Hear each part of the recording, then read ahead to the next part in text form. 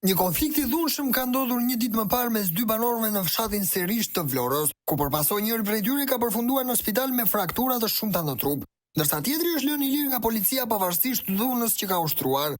Sipas informacioneve ekskluzive për redaksin ton, Agron Gjon Dedaj ka dhunuar me mjete të forta bashkëshortarin e tij Vangjel Sinanaj, duke i shkaktuar plagë serioze në kokë, krah dhe shpinë. Sherri ka ndodhur për shkak të një konflikti për tokën. Familjarët e Vangjel Sinanajt thonë se pasi kanë njoftuar policin, është bërë shoqërimi i dhunuesit i cili është mbajtur në komisariat për rreth 3 orë, duke u marrë në pyetje për rastin.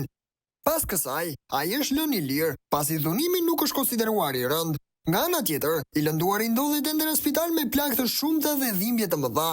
Sipas familjarëve, inspektori i krimeve Edvina Bazaj, pasi është korruptuar me para, ka lënë të lirë Agron Gjon Dedajn duke e mbajtur vetëm 3 orë në komisariat. Të shgënjur nga mënyra se si u trajtua rasti, familjarët ngren pikpyetje nëse duhet të veprojnë vetë kur gjenden përballë institucioneve të korruptuara.